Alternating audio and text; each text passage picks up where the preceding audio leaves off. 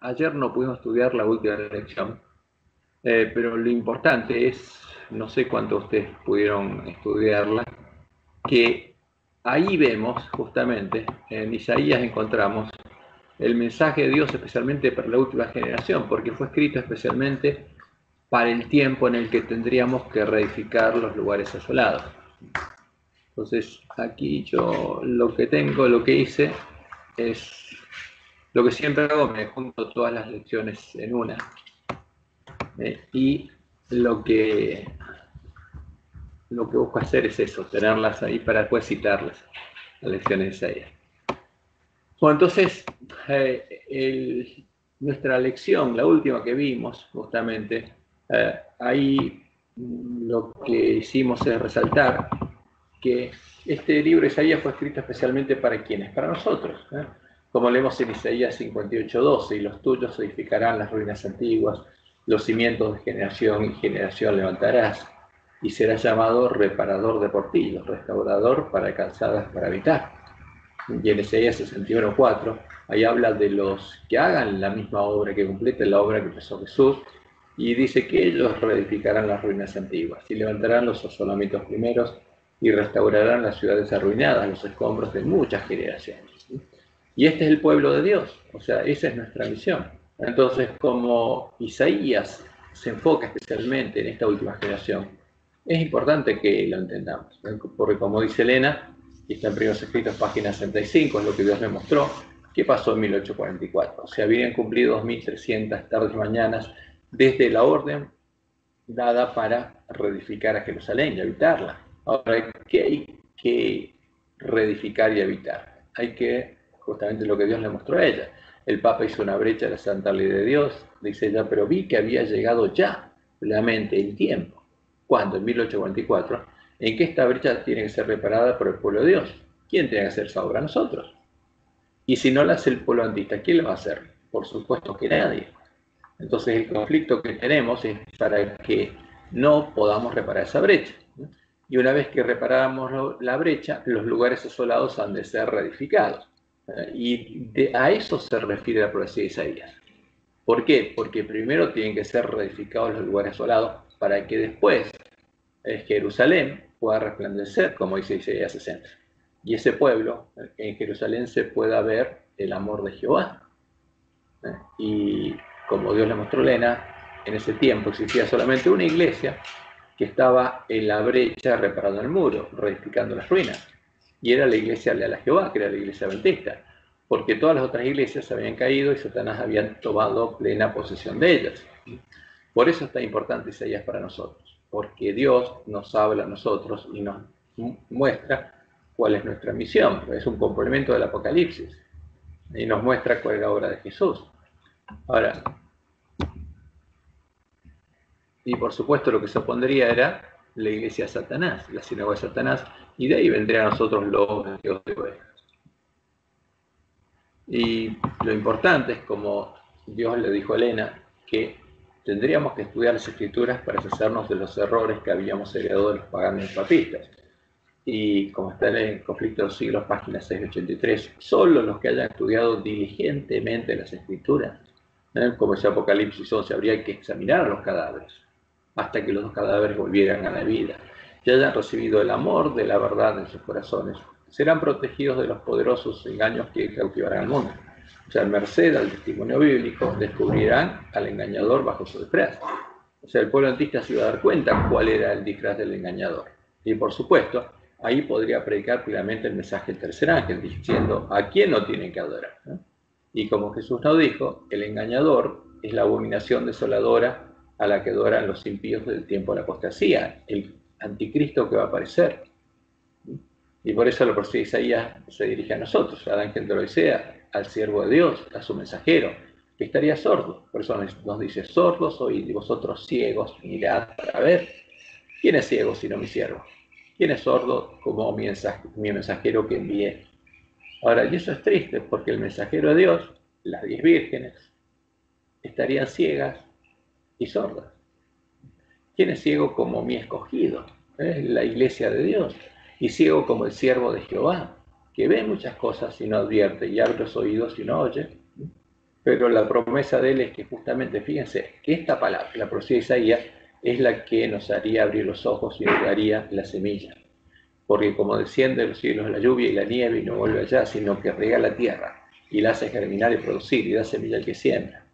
Porque tenemos que volver a sembrar la semilla del reino, la que se perdió. ¿Cómo la recuperaríamos? Dios nos dice, acá está. Porque en Isaías está el anuncio del Evangelio del reino de Dios.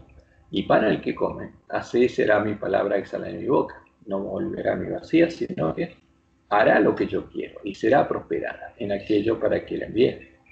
Y el resultado, encontraríamos la puerta abierta y el camino. Y habrá allí calzada y camino, será llamado camino de santidad. Y no pasará inmundo por él. O sea, antes de poder recorrer ese camino tenemos que ser limpiados. ¿Dónde? En la fuente del santuario, antes de entrar por la puerta estrecha. Sino que Él mismo estará con ellos, porque Dios va a estar con su pueblo, guiándolos por ese camino. Y por eso el que anduviera en ese camino, por torpe que sea, no se extraviará. ¿Por qué? Porque Jehová será su pastor. Entonces, por eso es importante Isaías, y por eso tratamos de analizarlo profundamente para entender todo lo que hay ahí. Entonces, este es un resumen. Y hay más cosas que podemos agregarle. Ahora, ¿qué cosas encontramos en Isaías? Entonces sería un resumen de lo que encontramos en Isaías. Entonces, cuando empezamos a leer Isaías, lo primero que encontramos es la condición del pueblo de Dios en el tiempo de Isaías. ¿Y cómo le dice Dios? Príncipes de Sodoma, pueblo de Gomorra.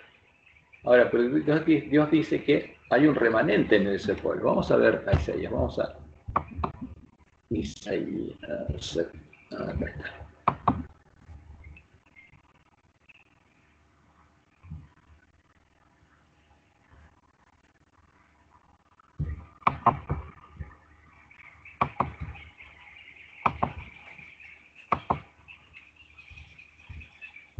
Entonces Dios empieza diciéndole a su pueblo que el buey conoce a su dueño, Israel, y el asno el pesebre de su señor. Israel no entiende, mi pueblo no tiene conocimiento. ¿Y qué estaba haciendo? Estaba provocando a ira a Jehová, al Santo Israel. Enfermos y una situación terrible. Pero ¿qué dice en el versículo 9? Isaías, si Jehová de los ejércitos no nos hubiera dejado un resto pequeño. Y lo mismo pasa en nuestro tiempo. Como Sodoma fuéramos y semejantes a Gomorra. O sea, seríamos parte de la gran ciudad que se llama Babilonia, Sodoma y Egipto. Pero como hay un remanente, Dios todavía sigue protegiendo ese pueblo. Y le dice, príncipes de Sodoma, oíd la palabra de Jehová. Escuchad la ley de nuestro Dios, pueblo de Gomorra. Y esto es interesante porque es el paralelo a lo que estaría ocurriendo con el pueblo de Dios, porque Dios anunció eso, lo que pasaría en la última generación. ¿En qué pasaría en la última generación del pueblo antista? Si lo vamos acá, vamos al final de nuestro estudio, voy a ir un poco adelante. Cuando Dios habla de lo que estaría pasando en medio de su pueblo,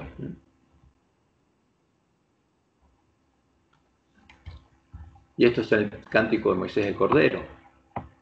¿Y qué dice Jehová? Que en medio nuestro habría una falsa roca. Dice, porque la roca de ellos no es como nuestra roca. Ese es el cántico de Moisés.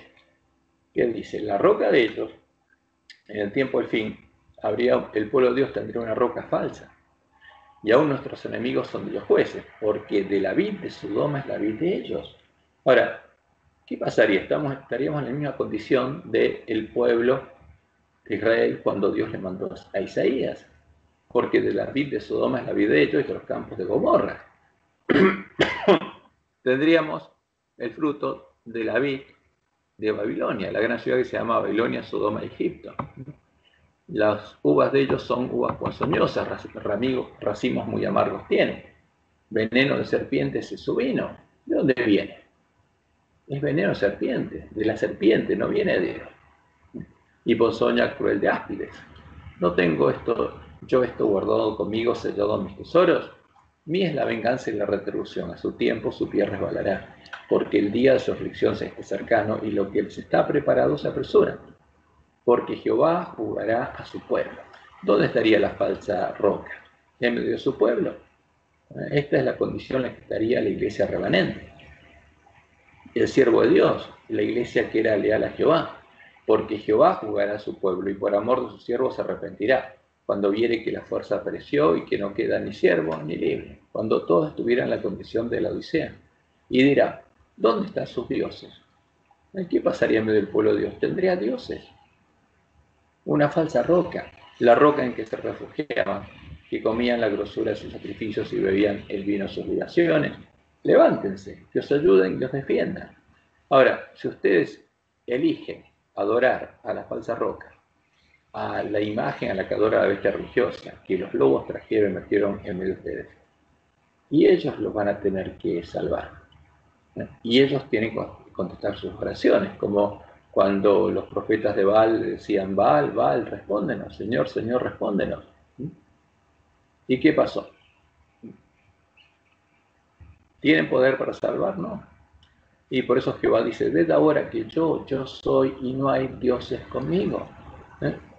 Las falsas rocas son dioses, pero el Dios verdadero, ¿quién es? Jehová.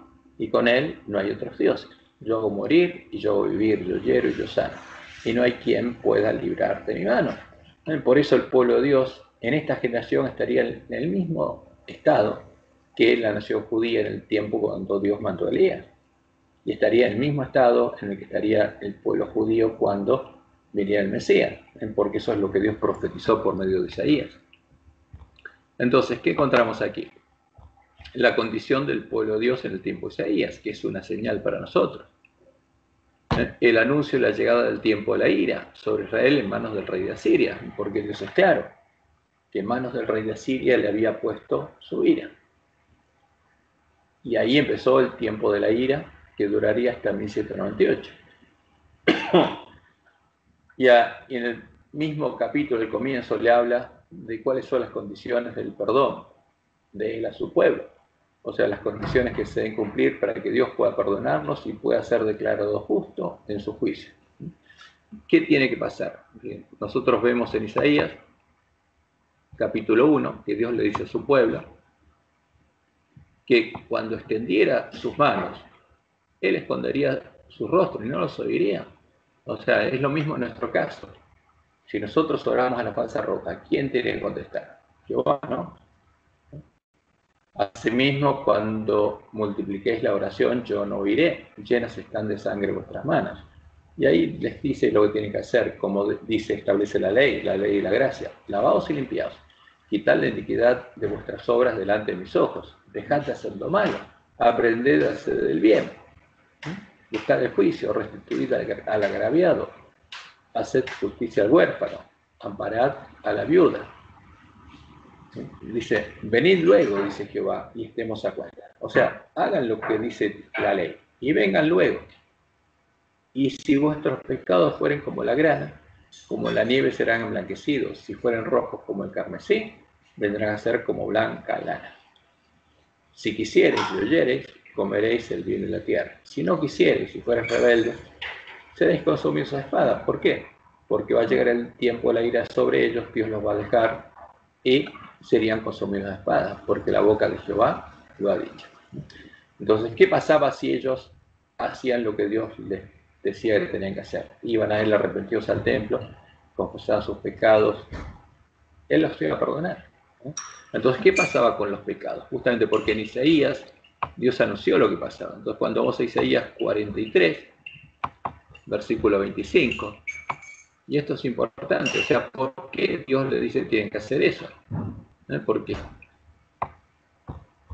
Versículo 23 le dice Jehová, no me trajiste a mí los animales de tus holocaustos, ni a mí me honraste con tus sacrificios. No te hice servir con ofrenda, ni te hice faltear con incienso. No compraste para mí caña aromática por dinero, ni me saciaste con la grosura de tus sacrificios, sino pusiste sobre mí la carga de tus pecados, me fatigaste con tus maldades.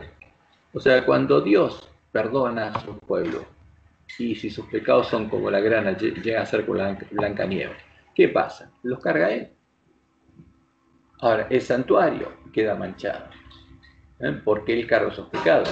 Yo soy el que borro tus rebeliones por amor de mí mismo, y no me acordaré de tus pecados. O sea, ese perdón, ¿qué hace? Que Dios se manche con los pecados de su pueblo. Entonces, ¿quién va a ser juzgado en lugar de su pueblo? Porque si ese pueblo es limpio de sus pecados, ¿quién tiene que ser juzgado? ¿El que carga el pecado? ¿Y quién tiene que pagar? El que carga el pecado. Eso es lo que Dios le está explicando a su pueblo. Por eso le explica después que él va a traer su cordero, porque su cordero va a ser su justicia. ¿Y quién va a ser ese cordero? El mismo que perdona. Jehová sería el cordero. Fíjense que esto es muy claro en Isaías.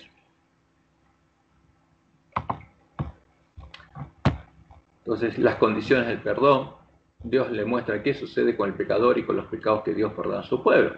O sea, el pecador se va limpio. Si sus pecados fueran como la grana, como la nieve serán emblanquecidos. ¿Y qué pasa con Dios? Y ese pecado, como la grana, lo carga Dios. Y Él se hace cargo de pagar por su pueblo. Ese es el pacto de Dios. Y el quinto es el anuncio de las profecías del Evangelio del Reino de Dios, que, como Dios le dice a Isaías, sería hecha en lengua de tartamudos. Un poquito allí, otro poquitito allá, cerrando los ojos de los sabios y de los profetas para que no lo entendieran. Pero Dios dice que Él mismo se lo haría entender a su pueblo. Y de ese modo Dios anuncia en Isaías 28 que Él va a traer a su cordero y que ese cordero va a llegar a ser la piedra del ángulo de su templo. Y ahí dice en Isaías 28:16, aquí he puesto en Sión. ¿Qué puso ahí? La piedra del ángulo de su templo. Ahora, y ese sería el Mesías. Ahora, ¿quién sería el Mesías? El Cordero de Dios, que sería su justicia, porque es el antitipo del macho cabrío que en el día de expiación, en el día de expiación, el pueblo es perdonado sus pecados de ignorancia y el santuario es purificado. Entonces, ¿quién sería ese Cordero? Como dice en Isaías capítulo 7, sería Emmanuel. Su nombre sería Emmanuel, que significa Dios con nosotros. ¿Qué Dios? Jehová. Y después Isaías 9:6 dice que es el Dios fuerte, el Padre eterno, que Él sería el príncipe de paz. A su vez, al Mesías lo llama el renuevo de Jehová, que brotaría sus raíces. Y el Mesías también es, como dice en Isaías capítulo 11, es la raíz y el renuevo de Isaí. O sea, porque de Isaí brotaría el Mesías. Pero a su vez, el Mesías es la raíz de Isaí. ¿Por qué es la raíz de Isaí? Porque es el creador de Jehová, el padre de Isaí. Y en Isaías 8, 13 y 14 nos dice que el Mesías es la piedra de tropiezo y la roca que hace caer, en la que tropezarían los que no creyeran en Jehová. Y eso es importante entenderlo, porque todos estos versículos son citados en el Nuevo Testamento. Y especialmente en Primera de Pedro, capítulo 2, cuando Pedro habla de justamente qué profecías se están cumpliendo en la iglesia cristiana. Cuando habla del Mesías, Dios también dice que los que lo conocieran, todos los que lo siguieran, dirían que Él es el Redentor, que es el Dios de Israel que salva. O sea, reconocerían que Jesús, ¿quién es? Es Jehová, el Dios de Israel que salva. ¿Dónde está esto? Estamos acá. Isaías 45, cuando habla de Ciro, su siervo, y lo toma como tipo del Mesías. Después dice que Ciro va a dar la orden para edificar su casa. Pero el versículo 13 empieza a hablar del Mesías y dice: yo lo desperté en justicia y enderezaré todos sus caminos. Él edificará mi ciudad. O sea, ¿quién edifica la ciudad y el templo de Dios? El Mesías. El verdadero templo de Dios, el lugar santuario de Dios, que fue echado por tierra, lo edifica el Mesías. Y soltará a mis cautivos, no por precio ni por dones, dice Jehová de los ejércitos. Así dice Jehová, justamente. El trabajo de Egipto, las mercaderías de Etiopía y los sabeos, hombres de elevada estatura, se pasarán a ti y serán tuyos. La promesa. Porque los gentiles seguirían al Mesías, irán en pos de ti, pasarán con grillos, te harán reverencia y te suplicarán diciendo: ciertamente en ti está Dios, y no hay otro fuera de Dios. Entonces, ¿qué le dirían? Reconocerían los gentiles que en el Mesías está Dios y que no hay otro fuera de Dios, fuera de Jehová. Y le dirían verdaderamente: tú eres Dios que te encubres. ¿Tú eres quién? Jehová, el Dios de Israel, que salvas. Por eso el nombre Mesías es Jesús, o sea, Yahshua, que significa el Salvador es Jehová. El que está salvando, el que salva es el Dios de Israel, es Jehová. Y como dice el versículo 17, Israel será salvo en Jehová con salvación eterna. No os avergonzaréis ni os afrentaréis por todos los siglos. Y eso es lo que Dios anunció. ¿Quién sería el Mesías? ¿Por qué él sería el Mesías? Y termina diciendo en el versículo 21, proclamad y hacedlos acercarse y entren todos en consulta. ¿Quién hizo oír esto desde el principio y lo tiene dicho hasta entonces, sino yo, Jehová? Y no hay más Dios que yo. Ahora, ¿qué Dios nos podría salvar? Si no hay otro, Jehová solamente. Dios justo y salvador. Él es el salvador. Por eso, Yahshua significa Jehová es el salvador. Ningún otro fuera de mí. Mirad a mí y se salvo todos los términos de la tierra, porque yo soy Dios y no hay más. Por mí mismo hice juramento, de mi boca salió palabra de justicia y no cerrar de boca. Que a mí, a Jehová, se doblará toda rodilla y jurará toda lengua. Y se dirá de mí: ciertamente en Jehová está la justicia y la fuerza. A él vendrá, y todos los que contra él se enardecen serán avergonzados. En Jehová será justificada y se gloriará toda la descendencia de Israel. Entonces, por eso, como cuando Jesús le explicó a los discípulos quién era él y les abrió entendimiento para que comprendieran las Escrituras, estos son los versículos que les leyó. Por eso a la ley el testimonio. Por eso los griegos creyeron al Mesías. ¿Por qué? Porque esto es lo que Dios anunció sobre el Mesías y entendieron quién era el verdadero Mesías. Y entendieron que era el Dios de Israel, que salva. Entonces, eso es algo muy claro y muy importante en la profecía de Isaías. O sea, entender que el Mesías es Dios con nosotros, que es el Dios fuerte, el Padre eterno. No es el Hijo eterno, porque no existe un Hijo eterno. Es Jehová. Que es el trono de Jehová, que es la raíz del reino de Isaí, que es la piedra de tropiezo que hace caer, que es el Dios de Israel que salva, por eso se llama Yahshua, que Él es el Cordero de Dios, que quita el pecado del mundo, en el cual no había hermosura ni nada. ¿Por qué? Porque tomó nuestra carne. Y sería el primogénito de nuevo linaje de hijos de Dios, de la simiente de la mujer, porque Él es la simiente de la mujer, el primogénito, el primero. Y el resto de la simiente de la mujer, que con él vencería al dragón a la última batalla, son los 144.000 y el pueblo que salga a Babilonia. Y él es la piedra del ángulo del templo de Jehová. Y él es el buen pastor. Ahora, todo esto dice del Mesías. Y esa es la idea del Mesías, y es el verdadero Mesías.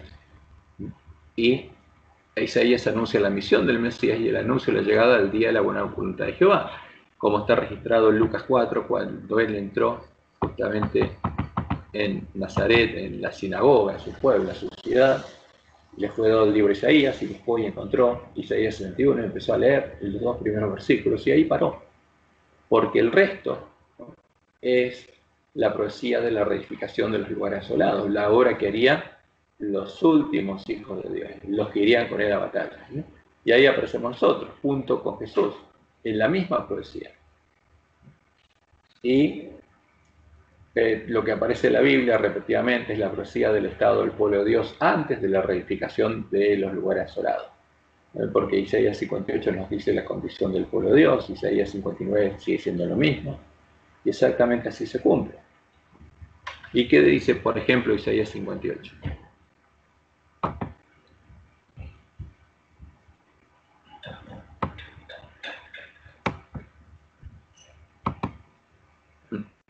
Clama voz en cuello, no te detengas, alza tu voz como trompeta y anuncia a mi pueblo, ¿qué cosa?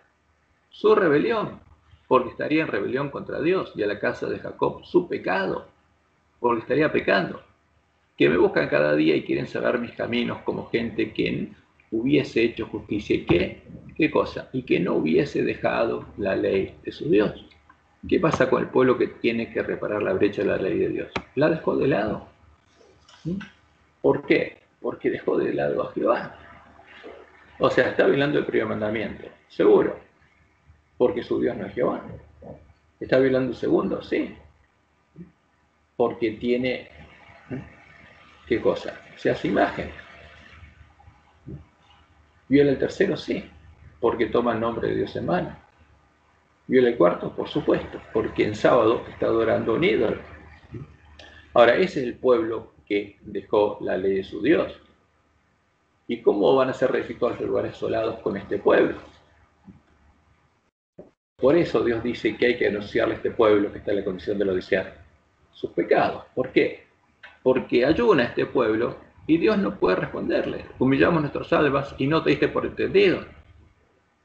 ¿Qué pasó? Y hay que explicarle a este pueblo cuál es su condición. Y en Isaías 59, justamente o al final de Isaías 58, Dios le dice a ese pueblo qué es lo que va a hacer. Ahora, Jehová te pastoreará siempre. Sí, ¿qué pasa? A ver.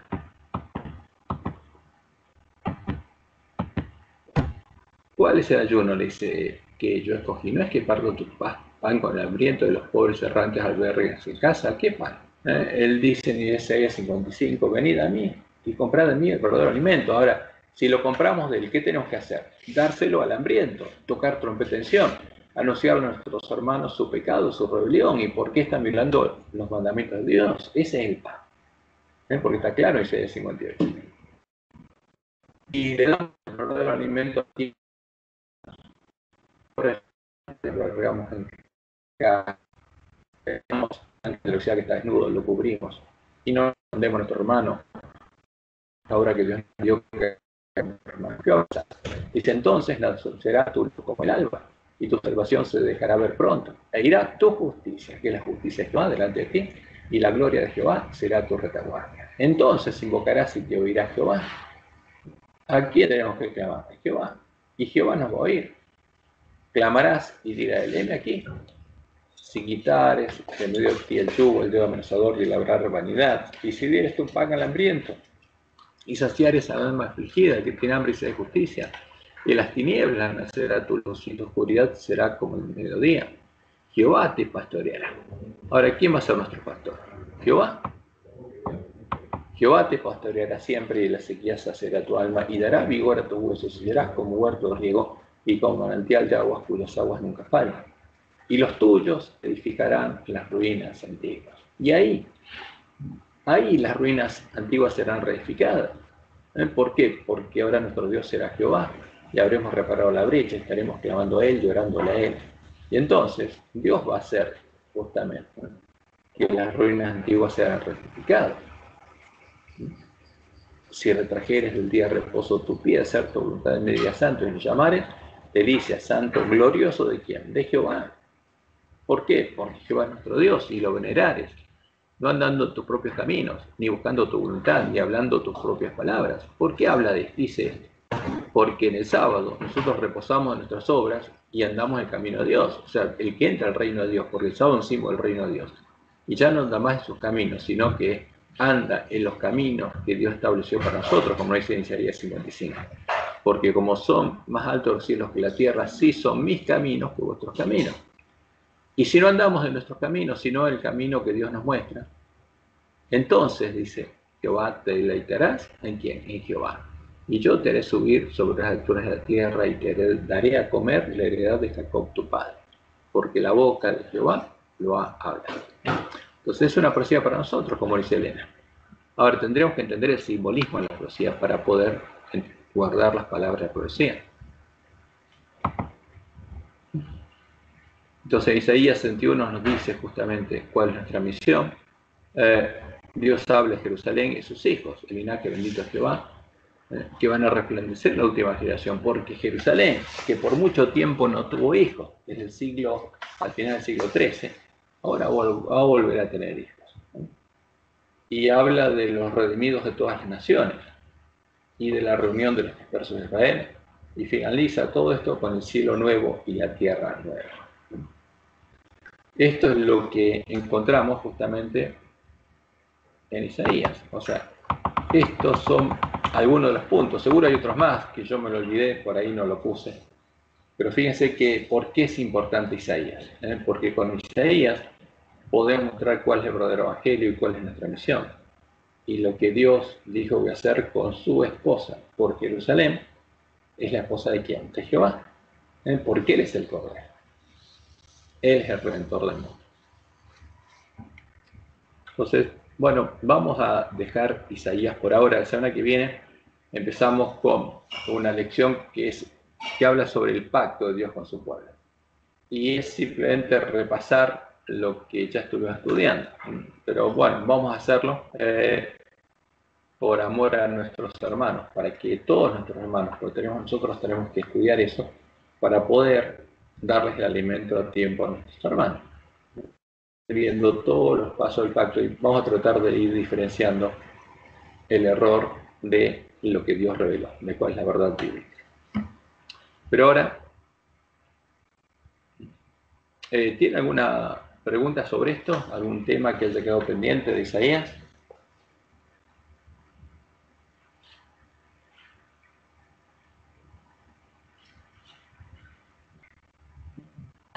Sí, yo tengo una pregunta.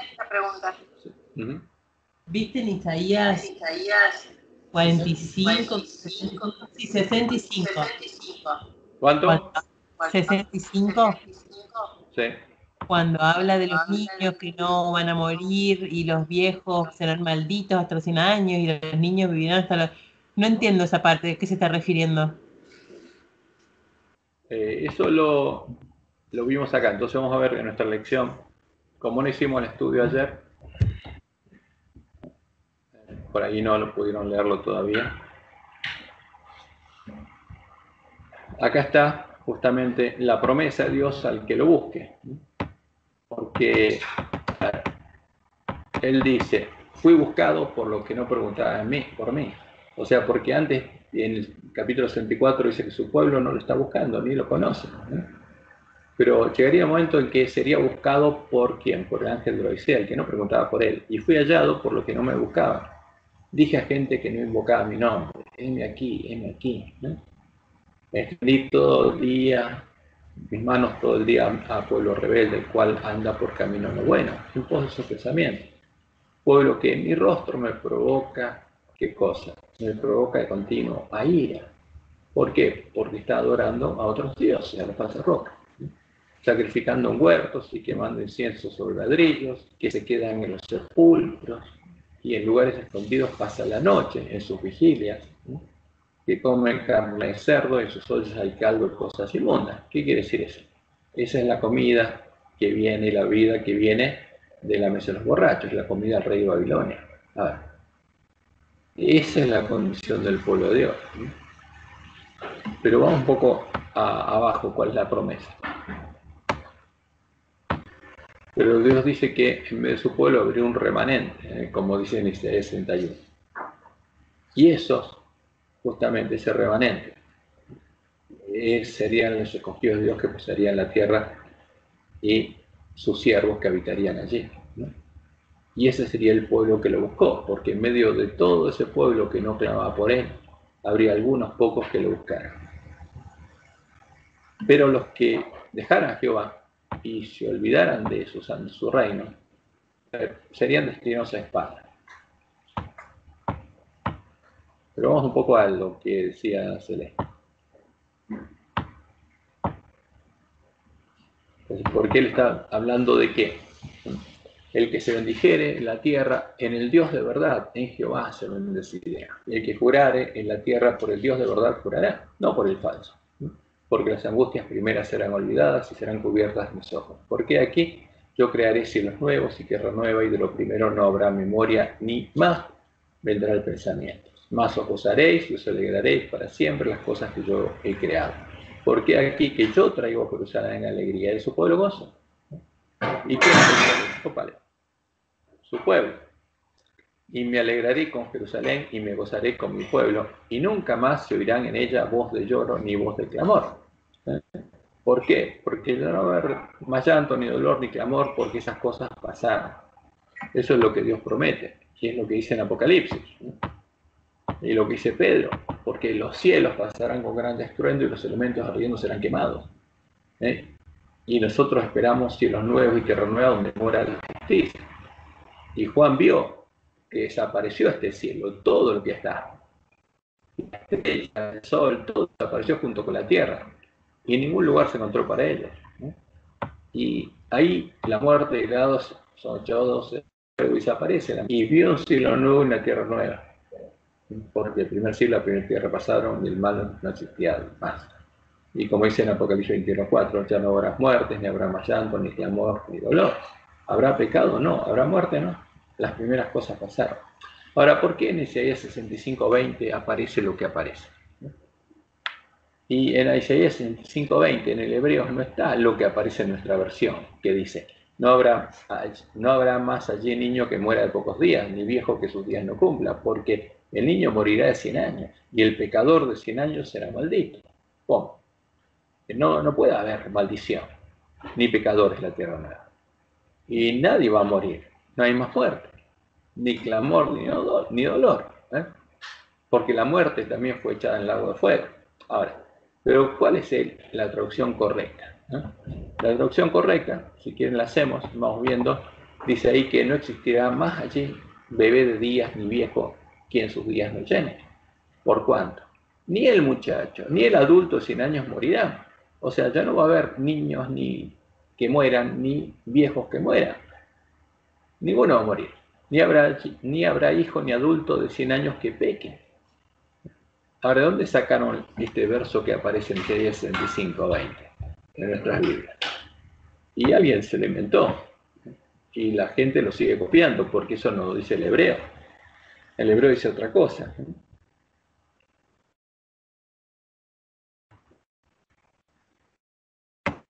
Porque no descendientes con ellos. O sea, va a haber, como termina diciendo, no afligirán ni harán mal en todo mi santo monte, dice Jehová. Esa es la razón de que en Isaías 65:20 aparezca eso que es antibíblico, es contrario a lo que Dios dice. Porque allí no va a haber muerte, ni va a haber pecado. Y eso está claro, porque va a ser la tierra de justicia y ahí no va a haber nada de eso. Esa es la respuesta celeste a todo tu pregunta.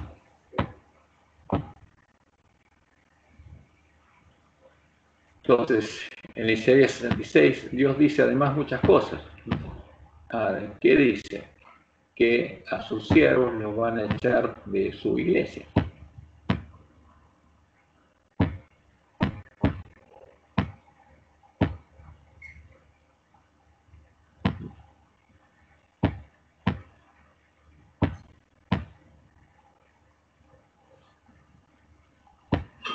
Bueno, pero yo supongo que esto ya lo leyeron o tienen la oportunidad de leerlo. Pero lo que quiero que veamos ahora es otra cosa. Y estudienlo y esta última lección porque es importante, porque son los últimos capítulos de Isaías y es importante que los entendamos. Pero yo quería ahora que viéramos qué está pasando ahora en el mundo. Y quería mostrarles esto. ¿Qué está pasando? Uno pone, por ejemplo, en YouTube la Segunda Venida y le aparecen miles y miles y miles y miles de artículos sobre la Segunda Venida. Vamos acá al final. ¿Cuántos hay? Vamos a ver. Todo el mundo habla de la Segunda Venida. Y sigue apareciendo la Segunda Avenida. Todos hablan de la Segunda Avenida. La Segunda Avenida está cerca, etcétera, etcétera.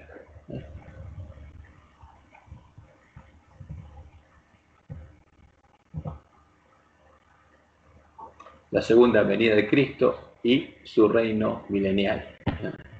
Y uno empieza a escuchar estas cosas y es interesante escuchar lo que dice, porque esto es lo que están estudiando y entendiendo todos nuestros hermanos. Uno cliquea cualquiera de estas y va a ver lo que dicen de la segunda venida.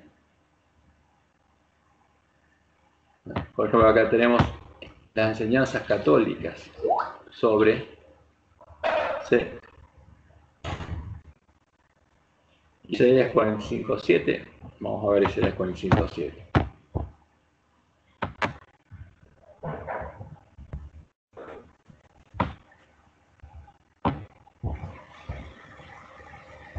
Dice con el 5.7, dice acá, que formo la luz y creo las tinieblas, que hago la paz y creo la adversidad. Yo, Jehová, soy el que hago todo esto. Ahora, ¿qué decía la Biblia católica? No leí bien el mensaje. Vamos a ver.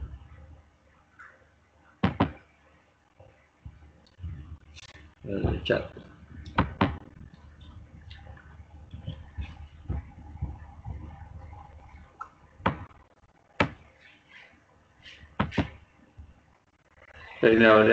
Hago la paz y creo la adversidad. ¿No es que Dios no puede causar hacer el mal? Dice, en inglés dice, yo hago la paz y creo el mal. Vamos a ver el origen. Vamos a ver lo que dice directamente. Vamos a verlo justamente aquí cuando tenemos el hebreo abajo. Entonces la primera palabra es yatzar, que significa moldear, o sea, que formo la luz. Y la palabra es, Hebreo 2.16, or, iluminación, la luz. Puede entenderse bien así. Y bará, que es crear de la nada. Y creo, y la palabra que aparece acá, la oscuridad. Acá Dios está diciendo que Él creó el día y la noche, porque en el principio Él creó el día y la noche. Él lo creó. ¿Y qué es la oscuridad? La falta de luz.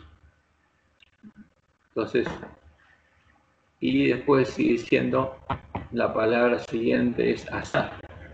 ¿Y qué hago? Y la próxima palabra es kol, todo. ¿Qué hago todo? ¿Qué hago todo?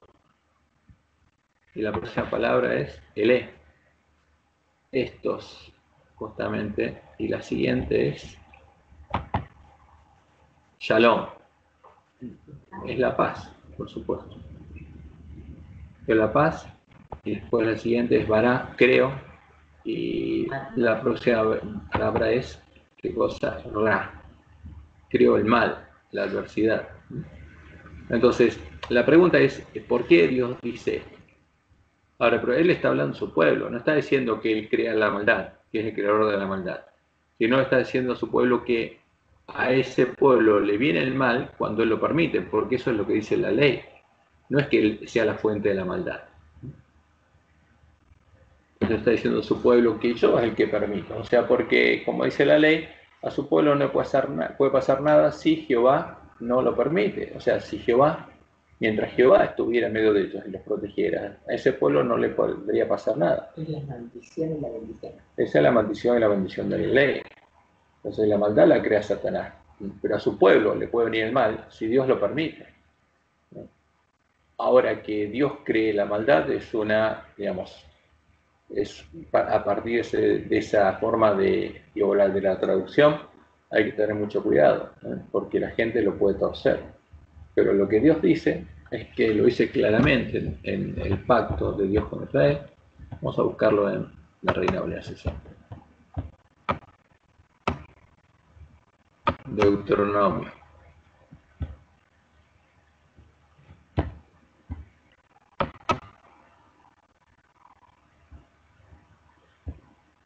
Y él dice, sucederá que cuando hubieran venido sobre ti todas estas cosas, la bendición y la maldición que he puesto delante de ti, y te arrepintieres de medio de todas las naciones, yo te voy a traer.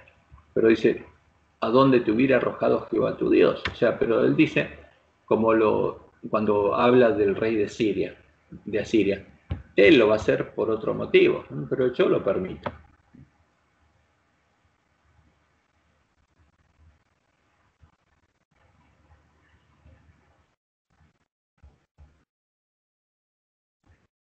Dios dice, y esto he puesto delante de ti hoy la vida y el bien, la muerte y el mal. Ahora, ¿de dónde proviene la muerte y el mal? ¿De Dios? No.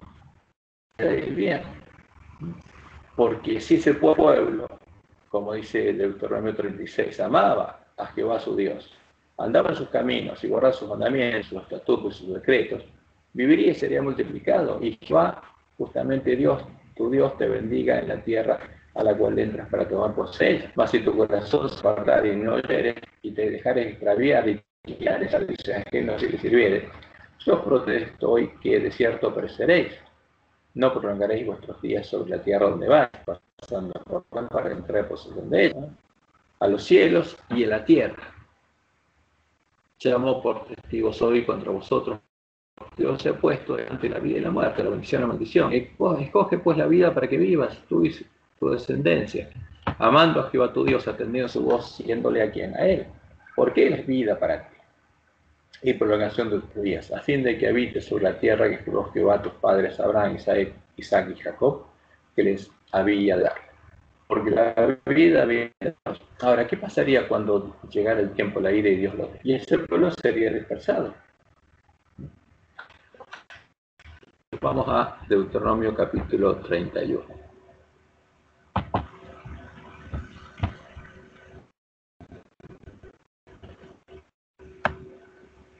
Vamos a ver qué pasa. Estoy apretando mal el botón.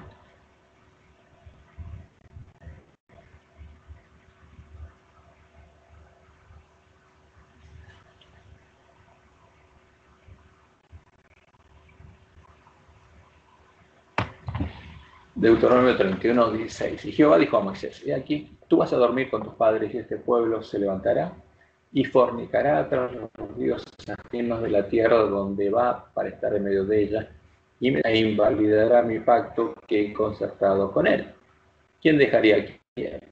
El pueblo de Israel lo dejaría a Dios. Y se encenderá mi furor contra él en aquel día y los abandonaré. Esa es la ira de Dios. No les voy a hacer mal. O sea, cuando... por eso Dios dice que su esposa adulteraría y lo dejaría, y entonces él se apartaría.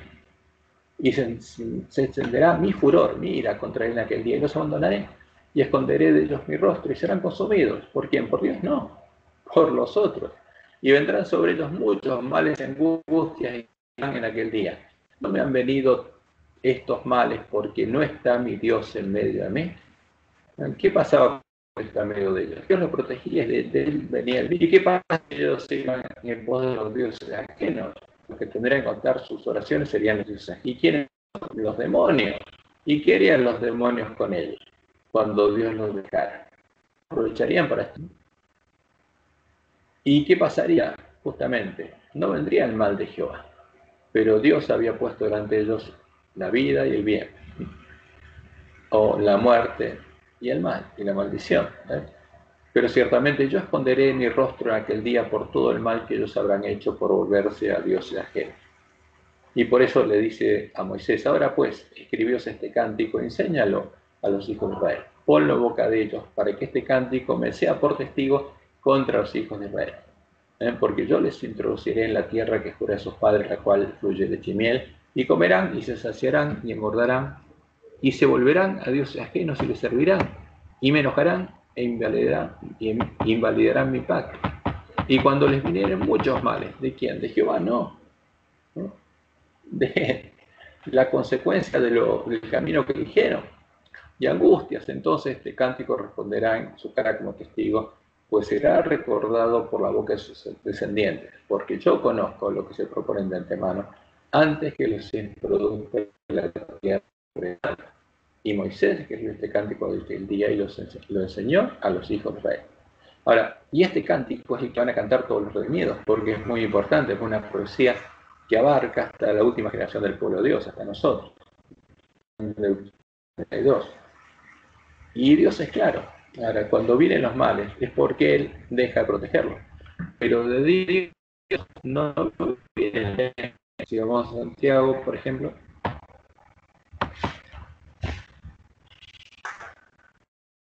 capítulo 1, el versículo 13, dice: cuando alguno es tentado, no diga que es tentado de parte de Dios, porque Dios no puede ser tentado por el mal, y ni Él tienta a nadie. Y el versículo 7 dice, 16 dice: amados hermanos míos, no erréis. Toda buena dádiva y todo don perfecto desciende de lo alto, del Padre de las luces, en el cual no hay mudanza ni sombra de variación. Entonces, ¿Qué desciende de Dios? El bien. Ahora, pero ¿qué pasa cuando ese pueblo se aleja de Dios y Dios se aleja de él? No lo puede bendecir. ¿Por qué el ángel de la Odisea está en esa condición?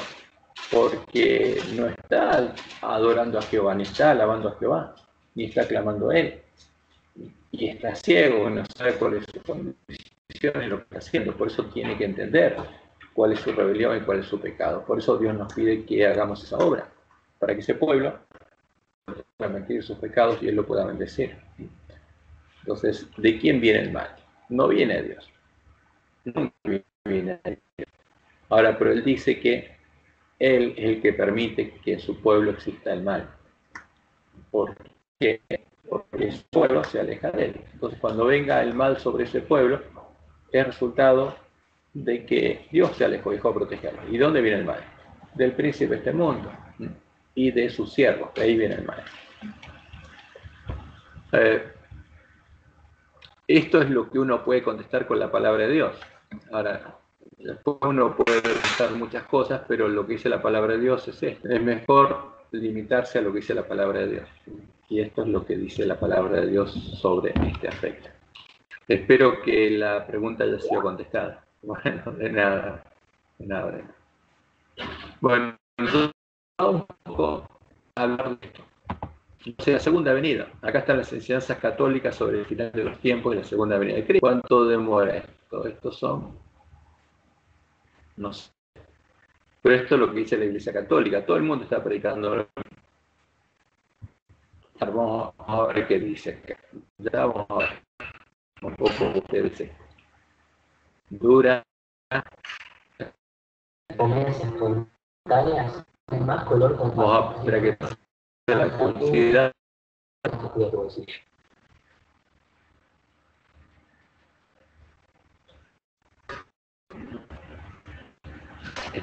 Dentro. Con 15 minutos.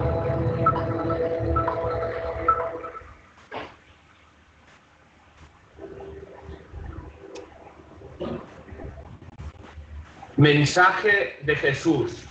Dice que Él vendrá cuando nada pueda para parar las guerras religiosas. ¿Y qué tenemos ahora?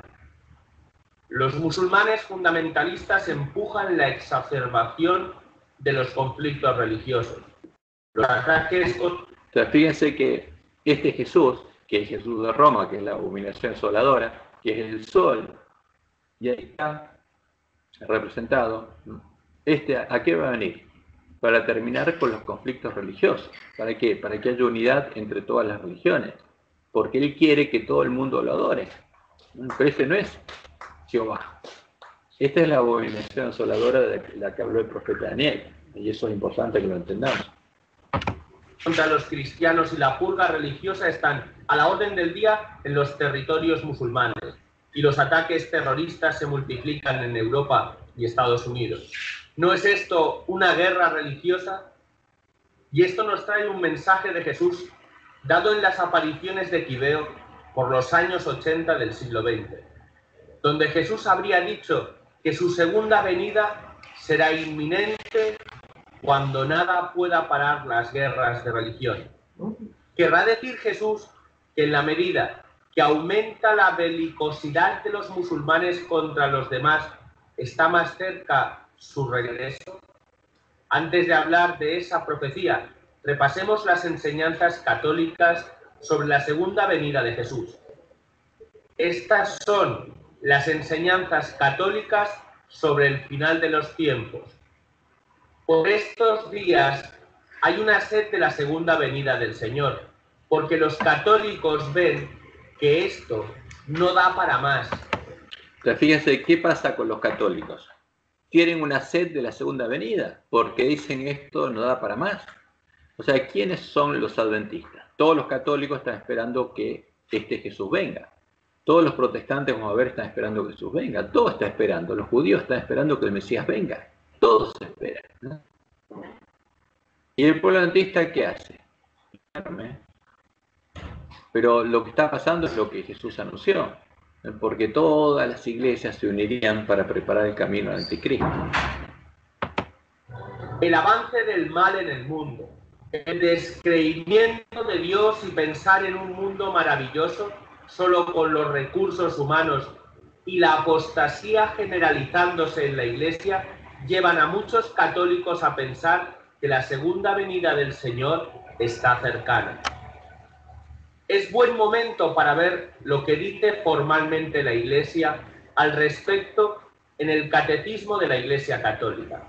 Estos 5 puntos que trataremos no son una escatología completa, sino solo un esbozo de los principios básicos de la doctrina católica.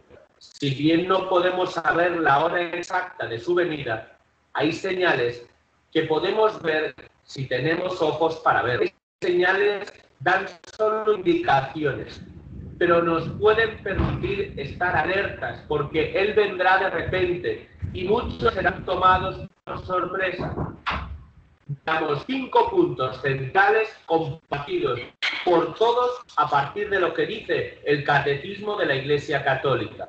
A partir de los 5 puntos hay una serie de variantes que los teólogos han desarrollado y que expresan el diferente que no trataremos aquí. Rápido y repentino. El advenimiento de Cristo en la gloria es inminente, aun cuando a nosotros no nos toca conocer el tiempo y el momento que ha fijado el Padre con su autoridad.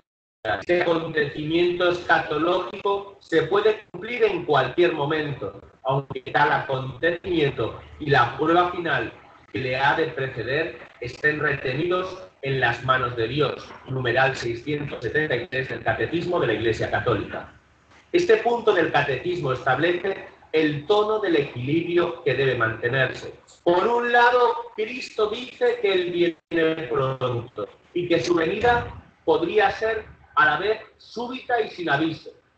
Pero esta verdad debe ser mantenida en tensión con otras verdades que exponen ciertas cosas que se deben lograr y ciertos signos que deben aparecer antes de entonces.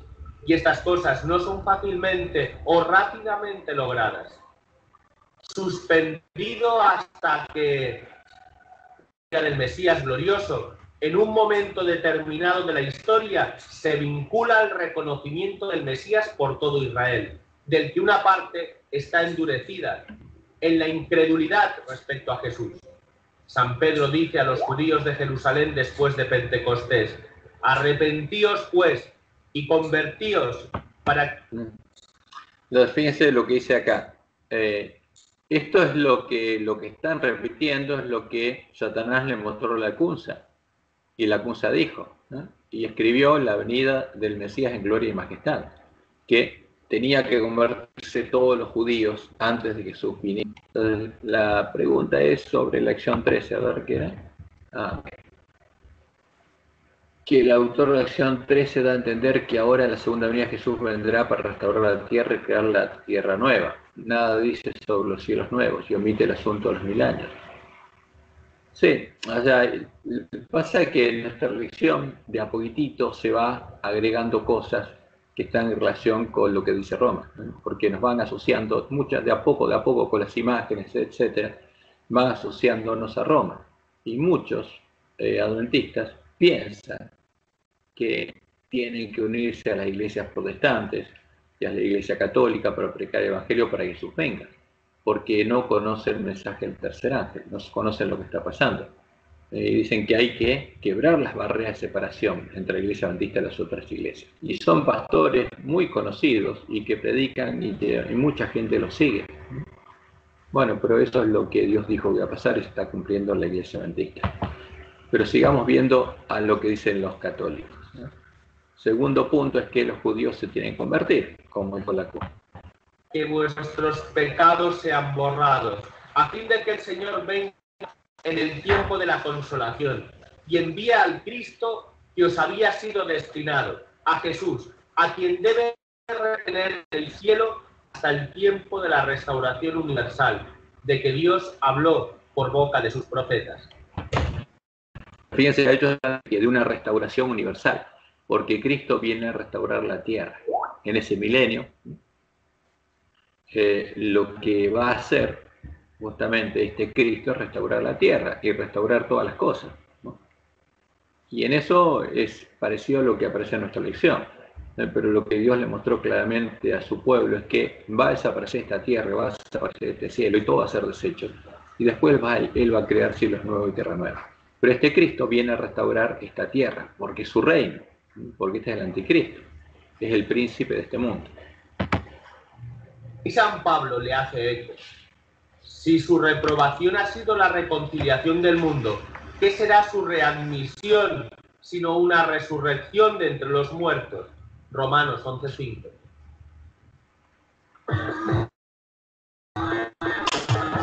Eso es lo que... Ahora saltamos esto. Bueno. La entrada de plenitud de los judíos en la salvación mesiánica, a continuación de la plenitud de los gentiles, hará al pueblo de Dios llegar a la plenitud de Cristo, en la cual Dios será todo en nosotros. Fíjense esta imagen que es el sol, y con ese espectro adelante. Ese no es Jesús, por supuesto, es una imagen, pero es la imagen del sol, ese es el anticristo. Entonces lo que ellos dicen, ahí a partir del milenio, ¿qué va a hacer? Vamos a ser restaurados, porque la restauración viene ahí. Fíjense lo que dicen los católicos. Numeral 674 del Catecismo de la Iglesia Católica. Esta mención del Evangelio a todas las naciones y la aceptación de Cristo por los judíos parecerían ser asuntos que tomarían algún tiempo. El endurecimiento del pueblo de Israel ha cedido. Esto es discutible. A pesar de ciertos movimientos de judíos mesiánicos, no parece que el endurecimiento que llegó a Israel se haya levantado en forma amplia, o que Jesús haya sido reconocido por todo Israel. ¿Ha alcanzado realmente el Evangelio a todas las naciones? ¿Es suficiente el número de gentiles que están sirviendo a Dios y se arrepintieron? Quizá sea así, se podría argumentar. Hay muchos pocos lugares en el mundo donde no hay presencia de los cristianos. Y sin embargo, en un planeta de 7.000 millones de personas, menos de un tercio son cristianos nominalmente y aún menos cristianos en la realidad. ¿Y qué se quiere decir con la totalidad de los gentiles? Ese número está oculto para nosotros y sin duda puede ser objeto de debate. Sufrimiento y sedición. Antes del advenimiento de Cristo, la Iglesia deberá pasar por una prueba final que sacudirá la fe de numerosos creyentes. La persecución que acompaña a su peregrinación sobre la tierra desvelará el misterio de iniquidad bajo la forma de una impostura religiosa que proporcionará a los hombres una solución aparente a sus problemas mediante el precio de la apostasía de la verdad. La impostura religiosa suprema es la del anticristo, es decir, la de un pseudomesianismo en que el hombre se glorifica a sí mismo, colocándose en el lugar de Dios y de su Mesías venido en la carne. Numeral 675 del Catecismo de la Iglesia Católica. Es evidente que muchos de estos problemas han afectado a la Iglesia en todos los tiempos. Siempre ha habido persecución. Muchos se han alejado, algunos por el cisma y algunos por incredulidad. También ha habido momentos en los que el amor de muchos se ha enfriado. Es evidente que estos son problemas graves y que han crecido hasta involucrar a la mayor parte del mundo hoy en día. Solo Dios sabe cuándo estos síntomas estarán presentes en su totalidad, o sea, hasta dónde va a llegar la prueba y la apostasía. Rechazo de la utopía secular. Esta impostura del anticristo aparece esbozada ya en el mundo cada vez que se pretende llevar a cabo la esperanza mesiánica en la historia, lo cual no puede alcanzarse sino más allá del tiempo histórico a través del juicio católico. Incluso en su forma mitigada, la Iglesia ha rechazado esta falsificación del reino futuro con el nombre de milenarismo, sobre todo bajo la forma política de un mesianismo secularizado, intrínsecamente perverso.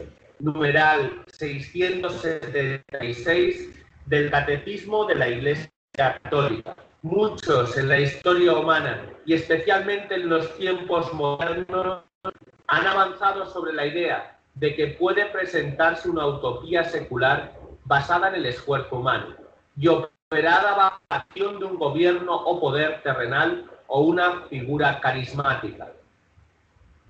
Regímenes y movimientos represivos, a menudo dirigidos por líderes poderosos y carismáticos del siglo pasado, demandaban el poder para usarlo en la construcción de esa utopía. Mencionemos solo dos, el nazismo y el comunismo. El triste legado del siglo XX muestra cuán trágicos y sangrientos han sido tales intentos. También hay formas religiosas de esa utopía. La Iglesia rechaza las formas religiosas de esta idea, que sostienen que antes de la segunda venida de Cristo habrá un periodo de 1000 años durante el cual Cristo reinará en la tierra, o durante el cual la Iglesia logrará, de alguna manera, una victoria total antes de su segunda venida. Sin embargo, este punto da para mucha discusión y muchos matices. Un último desencadenamiento del mal. La Iglesia solo entrará en la gloria del reino a través de esta última Pascua, en la que seguirá a su Señor en su muerte y su resurrección. Probaste de todo, incluyendo el dolor de panza que vino después.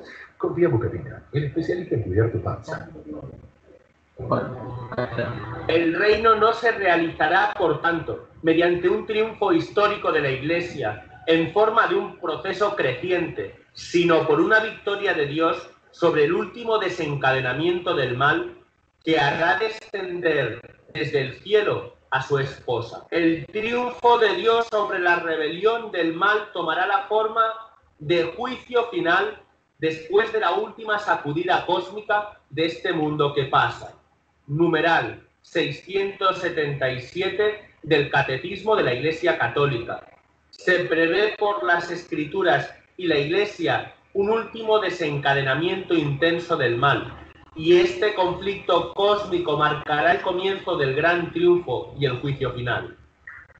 Este desencadenamiento en toda la potencia del diablo en el final es misterioso y difícil de entender, pero está claramente establecido en la Escritura, tal vez como una prueba final para la Iglesia, tal vez como una demostración definitiva del poder de Dios. Mantener el equilibrio. Cada uno de los 5 puntos debe estar sujeto a equilibrio, porque todos estos signos han estado presentes en la historia de la Iglesia, pero no en el sentido definitivo y final.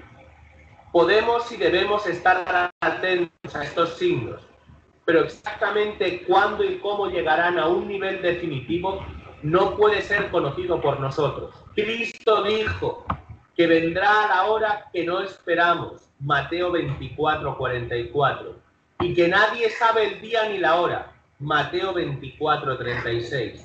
El punto clave es que debemos mantener el equilibrio en estos 5 principios que marca el catecismo, y debemos aceptar la tensión de conocer los signos, pero no el calendario definitivo. La mayoría de los errores en la escatología proceden de una falta de equilibrio y una falta de apreciación de que la época final en la que vivimos está llena de misterios y significados conocidos solamente por Dios.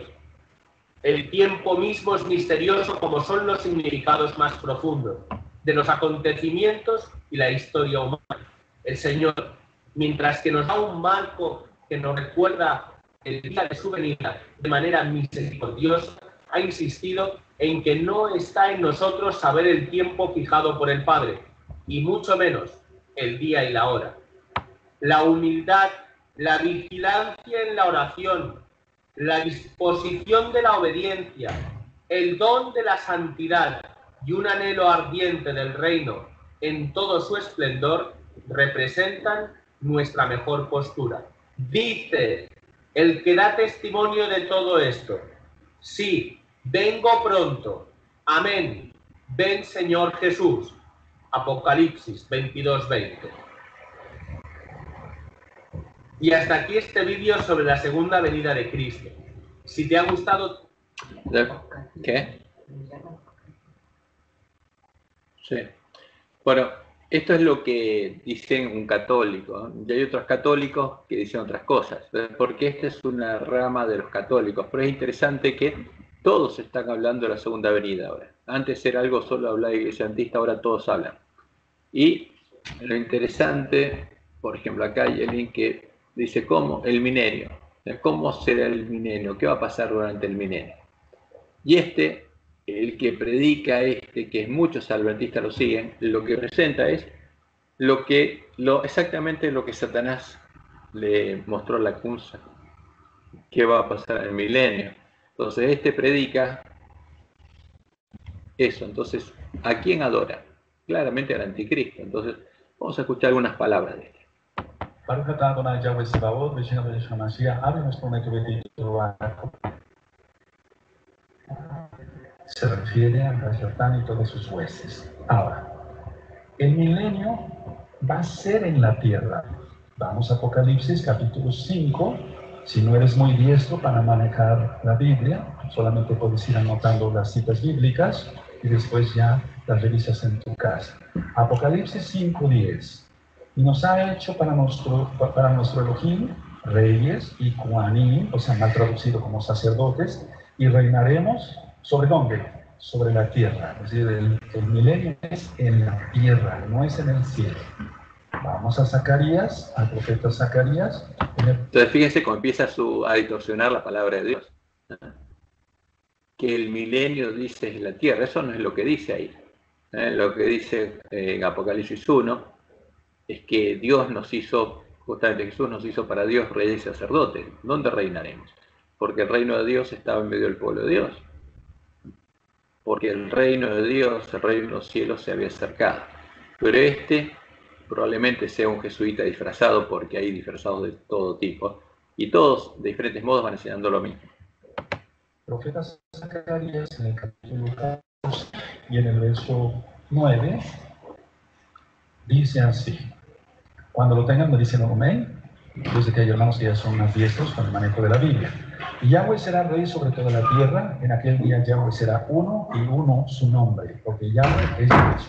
El milenio es en la tierra, no es en el cielo, no es la nueva Jerusalén.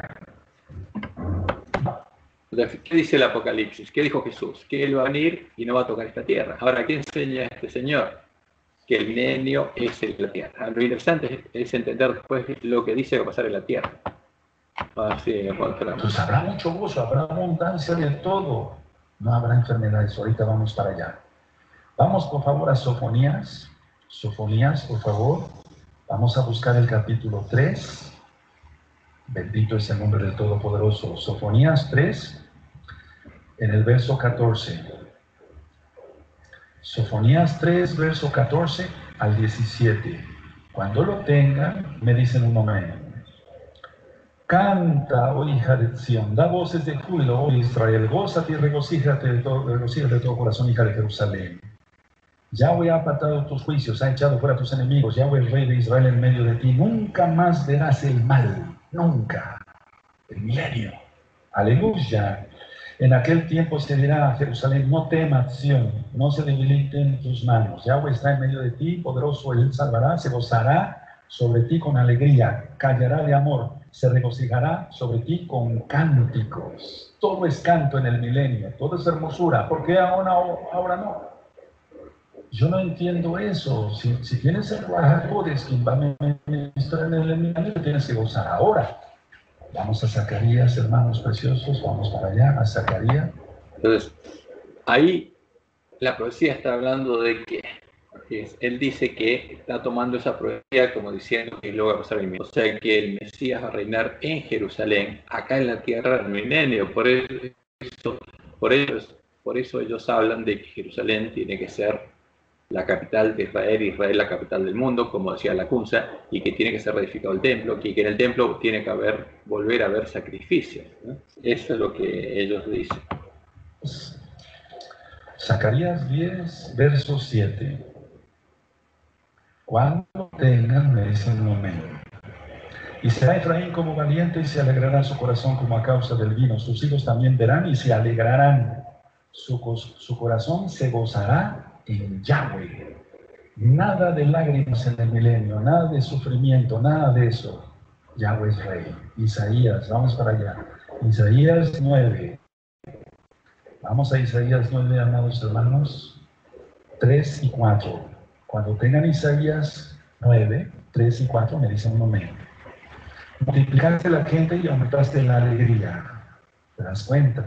Se alegrarán delante de la en la siega, como se gozan cuando reparten despojos. Aquí hay dos alegrías y un gozo. Porque tú quebraste su pesado yugo y de su hombro, y el cetro de su opresor, como en el día de Madián.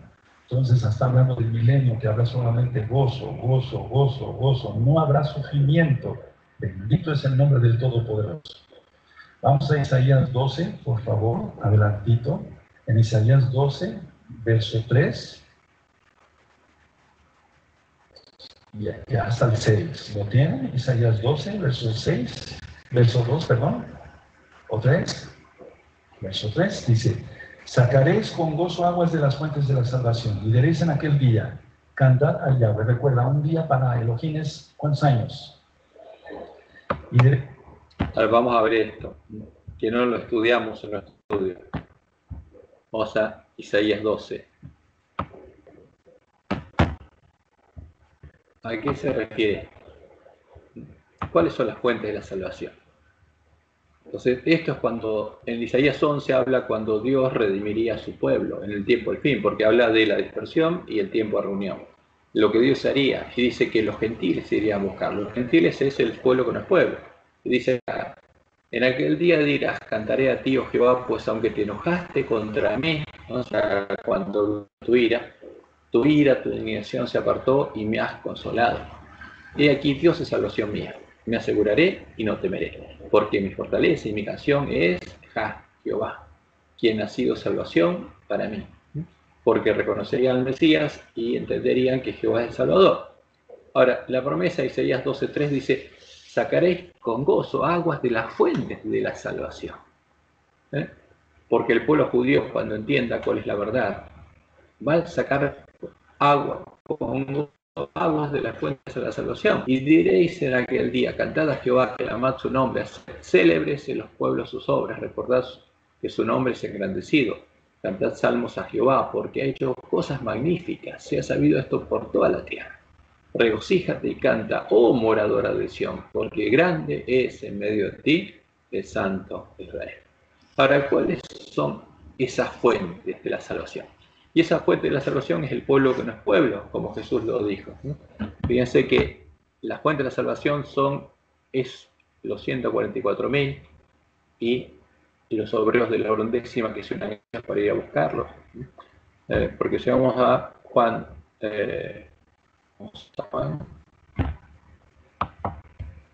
capítulo 7, creo que era, 35 al 37.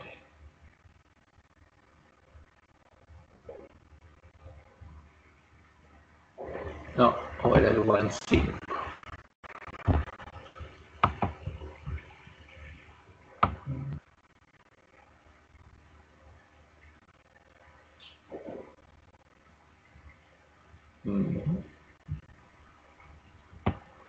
A ver, vamos a buscarlo porque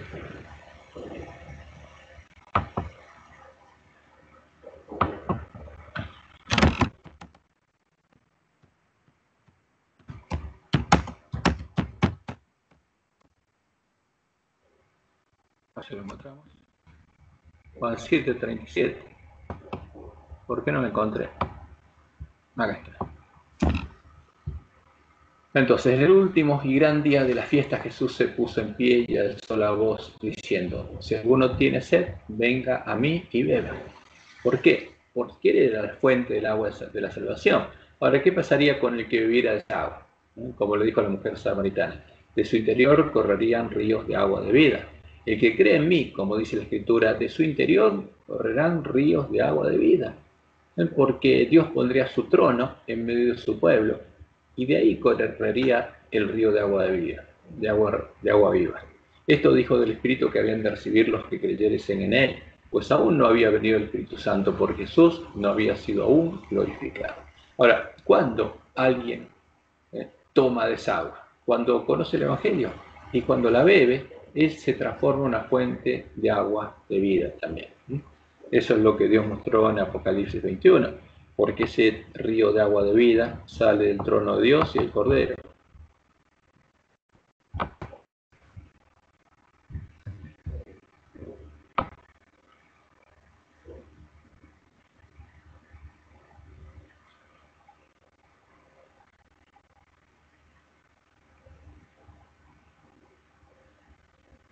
¿Dónde está esto?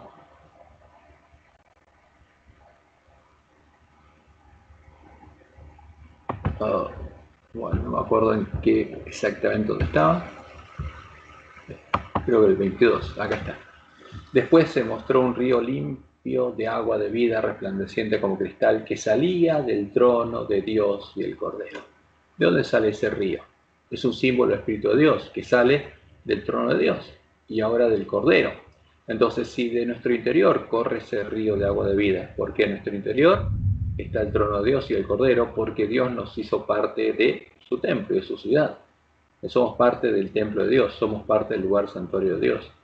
Y el que, como dice la profecía de Isaías, los que van a tomar agua de esa fuente, o sea, van a tomar del agua del río de la vida, del agua que sale del trono de Dios, son los judíos, porque acá está diciendo cuando el pueblo judío fuera buscado por Dios y fuera encontrado.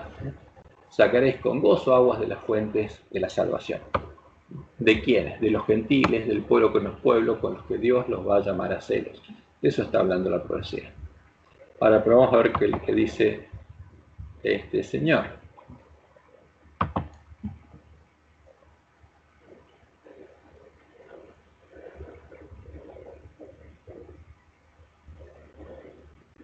Parece que se trabó.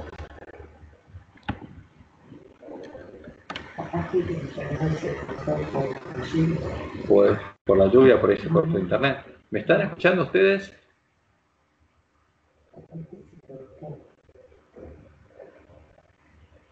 Sí, Cristian. Ok. Bueno, acá pasa algo como que se trabó. Vamos a ver si lo adelantamos un poco.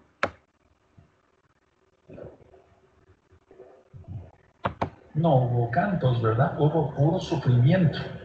¿Sí o no? Esta cita es específicamente para el milenio. Digamos que Nabucodonosor, Babilonia, representa todo sistema político, social, religioso que oprime a los hijos de Israel, pero eso se acabará porque Yahweh es bueno. Isaías 42, vamos para allá, Isaías 42, en el verso 6. Voy a leer versos 6 y 7. Cuando alguien lo tenga, me dicen un amén. Yo, Yahweh, te he llamado en justicia y te sostendré por la mano, te guardaré y te pondré por pacto al pueblo, por luz de las naciones, para que abra los ojos de los ciegos, para que saques de la cárcel a los presos y de casas de prisión a los que moran en tinieblas.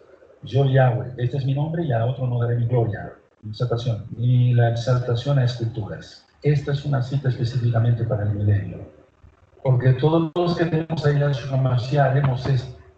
Esa no es para el milenio. Ahí le está hablando, es la promesa para el quién, para el Mesías. Yo te he puesto por luz al pueblo, por luz a las naciones. Es una promesa al Mesías, no tiene nada que ver con el milenio. Digamos, a ver, lo que predican es todo verso, pero vamos a ver un poco adelante porque quiero que ver si encontramos el lugar donde dicen lo que va a pasar en el milenio. Y habrá nacimiento de niños y de todo. Y serán sus hijos como antes, y su congregación delante de mí será confirmada, y castigaré a todos sus opresores. ¿Sí lo leíste? Aleluya. Ahora, en el 17 dice así, es Jeremías 30, 17. Mas yo haré venir sanidad para ti y sanaré tus heridas, dice Yahweh, porque desechada te llamaron, diciendo esta acción de la que nadie se acuerda. Todo será resuelto en el milenio, no habrá enfermedades. Claro, lo que Dios está haciendo ahí es una promesa a la desechada que le iba a restaurar. ¿Cuándo? Antes de la segunda venida. En el tiempo, como dice Daniel 12, durante el fuerte pregón del mensaje del tercer ángel, porque en ese tiempo, como Dios le dice a Daniel, será restaurado tu pueblo, ¿no? En el tiempo del fuerte pregón del mensaje del tercer ángel, cumplimiento de Daniel 12. Bueno, esta es una sarta de cosas, pero lo que quiero que escuchemos, a ver si lo encuentro, es cuando él dice lo que va a pasar en el Recuerda que esa administración de Bereshit, y ese vapor de agua, por el pecado, etcétera, etcétera, el Eterno abrió las compuertas de los cielos y también las de la tierra. Y cayó todo ese vapor vuelto lluvia. Si la lluvia de ayer estuvo fuertísima aquí, ¿qué no sería el diluvio? En los gritos de los que se estaban ahogando y no se quedaron fuera del arca. Entonces, ese vapor volverá a ver cuando Yahshua reine desde Jerusalén en el milenio.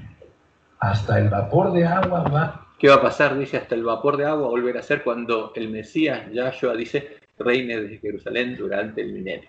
¿De qué está hablando? Obviamente, este es un seguidor de la Kunza. Está predicando exactamente como verdad bíblica lo que la Kunza vio en sus visiones y que el príncipe de este mundo justamente le inspiró. Vamos a ver a otro.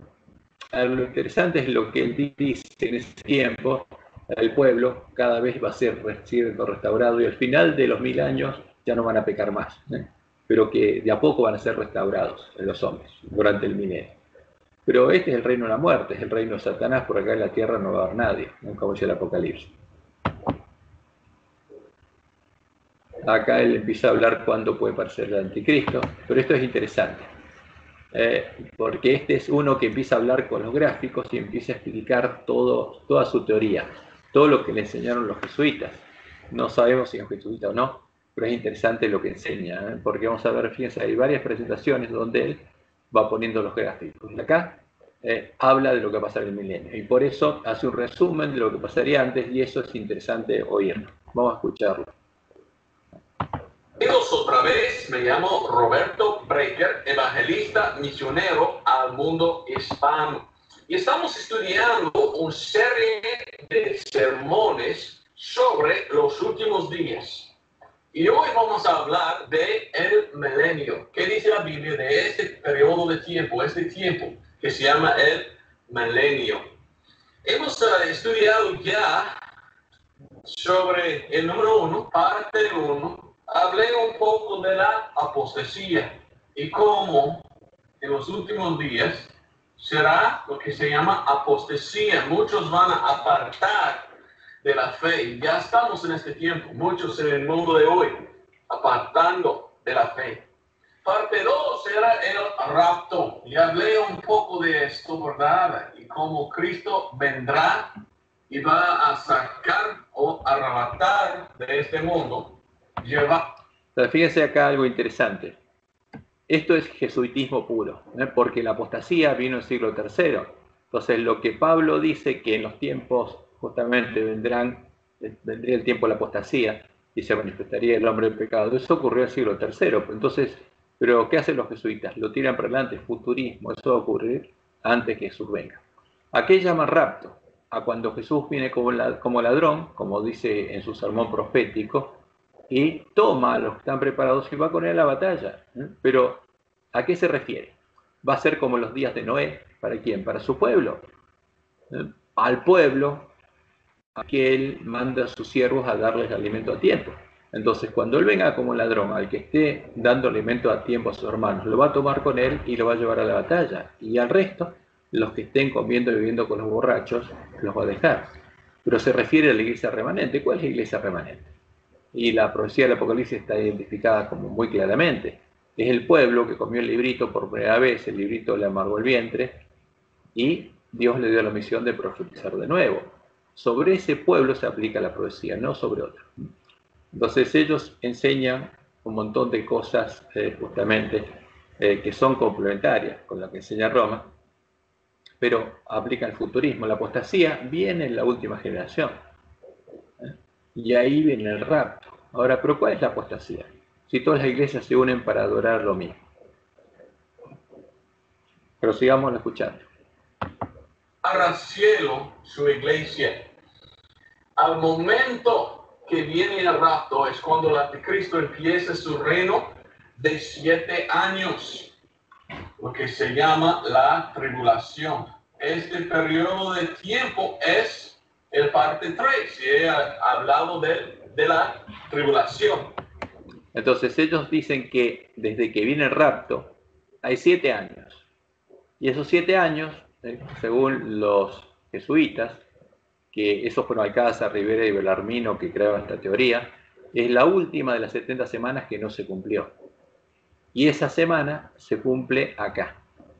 Esos 7 años es la última semana de las 70 semanas. Y va a ser tiempo de tribulación según ellos. Entonces, a partir de que Jesús viene como ladrón y rapta a su iglesia, se la lleva al cielo, pero eso no es lo que dice la Biblia, sino que Él va con ese pueblo a la batalla a predicar el fuerte pregón. Pero para ellos hay 7 años de tribulación, hasta que llegue el tiempo del milenio.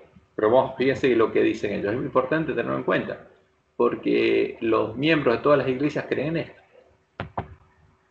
Ese es el tiempo en que gobernará el anticristo, y hemos hablado de esto, quién es el anticristo y lo que va a hacer él en su tiempo, en sus 7 años.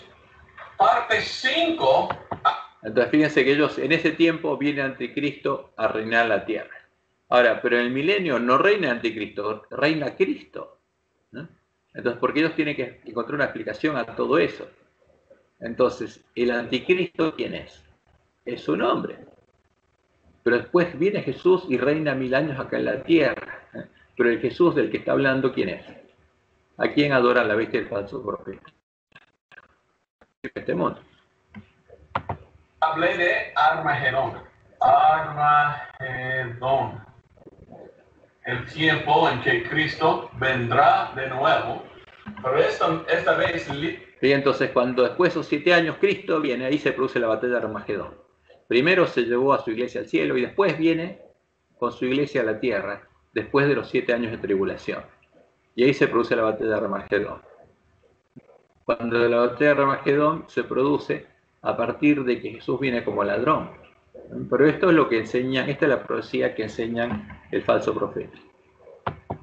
Literalmente regresa a la tierra y él va a destruir sus enemigos.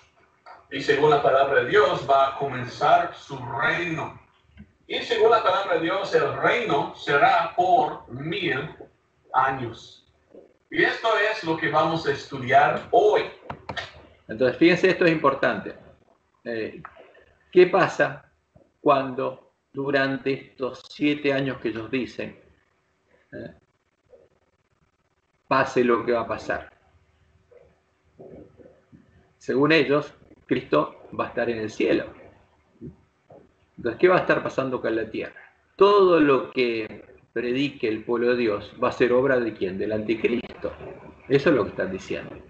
Porque Cristo ya está en el cielo, después va a venir el final para destruirlos. A los no se unan al movimiento ecuménico, porque ellos son los del movimiento ecuménico que se unen todos para adorar al Cristo común. Y todo esto está en línea con las definiciones y las profecías de supuestamente de María a través de Fátima, en Fátima, se manifestó en Fátima.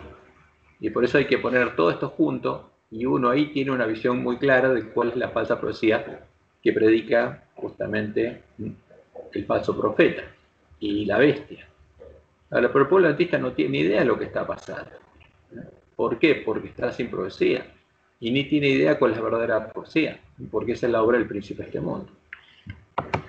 Sobre el milenio, los 1000 años de Jesucristo. Y vamos a comenzar hoy en segundo de Pedro 3:8. Segundo de Pedro 3:8. Quiero leerte esto porque es muy importante. Segundo de Pedro 3:8 nos dice: Reading is to your mind what exercise is to your bodies. If you have too much to read and too little time, you buy books and they sit on your shelf.